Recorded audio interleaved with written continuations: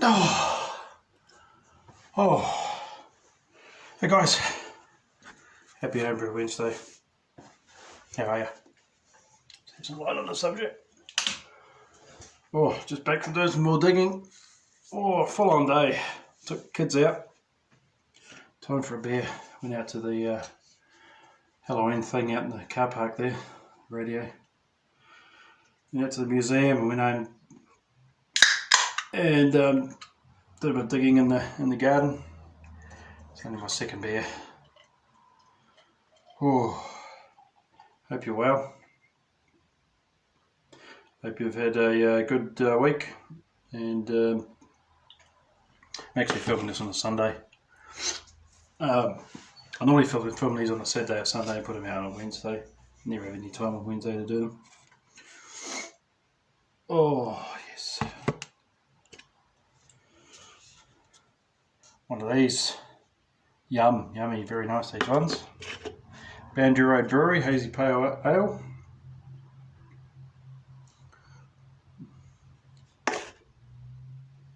Just the ticket, cheers.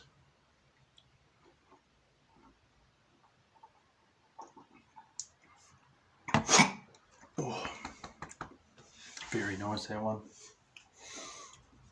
I thought I'd carry on with our little Off-Flavours series that I've been doing, part 3. Hope you've been enjoying them. Thought I'd just go over a few other problems I've having brewed, Off-Flavours and the like. A lot of some of the beers that I've produced, especially stouts, darker stouts, if I've used yeast that's probably not fresh, it's been a little bit dated.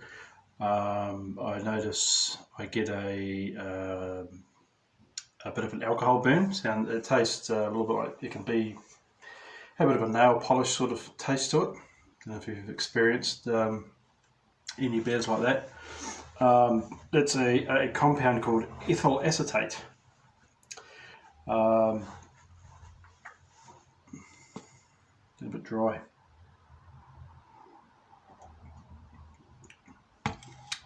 Ethyl acetate is an ester. A lot of Belgian high gravity beers have banana or clove-like esters in them, and it's quite acceptable in those beers. Very characteristic of that type of beer, but you don't really want them in your darker beers. Ester off-flavours form when beer ferments at a high temperature. If you don't have temperature control, you might want to look into it. I use temperature control, and it makes a marked difference in my beers. Big temperature variations, they can change how effectively the yeast ferments.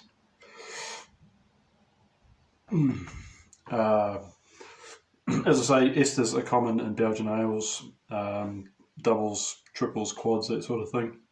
Very banana, clovery type taste.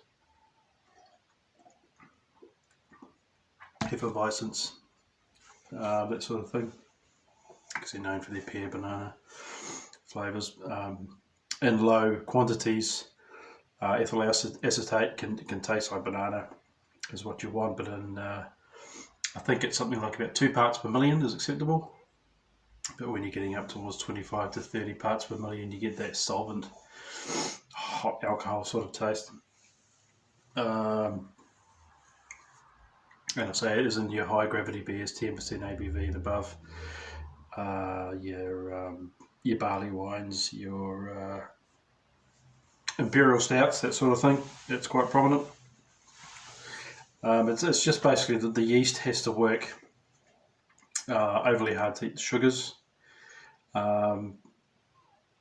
Ethyl acetate is the most common acetate out of all the family of acetates. It's produced by yeast. So ethyl acetate actually, it comes from an enzyme called ATT. I can't remember what that stands for. It's a big long scientific word. It's yeast specific. It's common in a lot of ales, especially British English ales, because they're high in your esters. So that's quite prevalent there. Basically, your solvent flavours, nail polish, and that are caused by out of control ester production. So that's basically just you've got too much esters in your beer, so you want to choose a yeast that has a low level of ester production. So you just do your homework with your yeast, guys. You know, you wouldn't want to put a lot of those yeasts that contribute towards those flavours if you're doing like a light ale or something like that, because or a stout or a porter. The next problem, quite related actually, these two Off-Flavours, they sort of go hand in hand a little bit.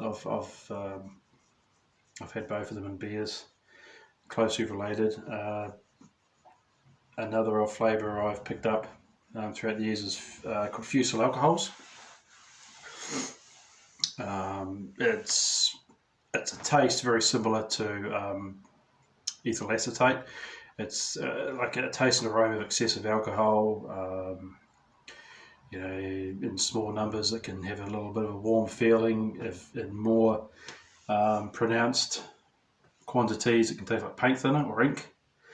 I remember about 5-6 years ago, I think I made a 22 litre batch of Cooper Stout, and my temperatures were just up and down all over the place, and it just was undrinkable. So I think it was the first batch that I actually had to tip down the sink. I think I cried for a week after that, and I couldn't. It was just undrinkable, absolutely undrinkable. So the reason for fusel alcohols is that during fermentation, yeast cells consume sugars, glucose, sucrose, dextrose, that sort of thing. Your sugars in your grain, and they produce alcohol. But as fermentation temperatures rise, yeast can produce what they call higher order fusel alcohols, in more higher amounts. I put a list of fusel alcohols across here.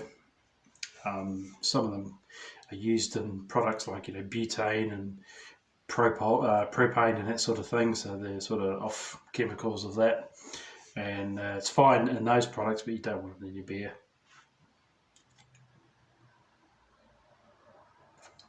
It was like you put a match to it and you blow up or anything, but they do produce those unwanted warm alcohol flavours. How to avoid fusel alcohols? Well, as with ethyl alcohol, you need to maintain your fermentation temperatures. Come over and have a look at my ink pad. So this is a setup I have at the moment. This is an ink pad I bought about 3 years ago, and it's I wouldn't do without it. You can just set whatever boundaries you want. It's not a PID or whatever it is, one of those specific temperature control ones, but it will give you a very good range. And I've just hooked it up here. I don't know if you can see it or not, but there's a probe there. You want to keep this part of the probe covered, because they have a tendency to get moisture in there. You don't want that. That's why you'll start getting false readings. And I just put a little fan in there so it just distributes the coldness of the chill plate. It just so your fridge isn't working so hard.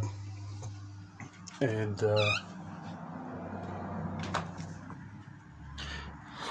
that's the ink pad. One of the best purchases I've ever made in my brewing career. It's really helped things quite substantially, I must say. You got to, of course, with temperatures, when it comes to maximising your temperatures,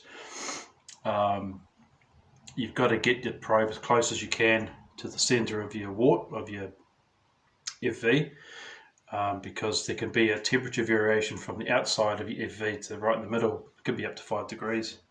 So you've got to sort of account for that. So you really want to, maintain the internal temperature within the range recommended for the yeast.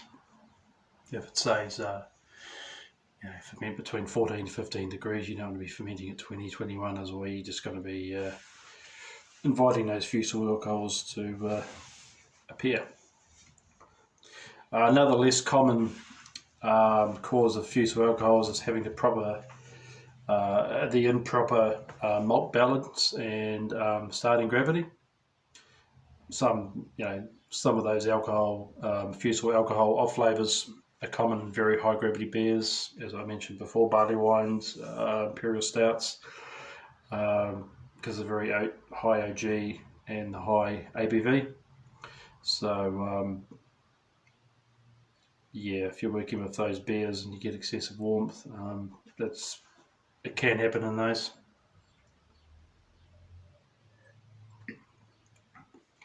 So I thought I'd just touch base again, guys, and I'll let you know some of the struggles I've had with Off-Flavours. As I say, those two I used to struggle with in my darker beers, not so much now. I made a Guinness stout clone about a year ago. It was an all grain, I think it was, and I added 500 grams of chocolate malt and 500 grams of cocoa nibs, and it came out absolutely fantastic. And age is always forgiving. It's been sitting there around 9 months. It just keeps getting better each time I take a drink.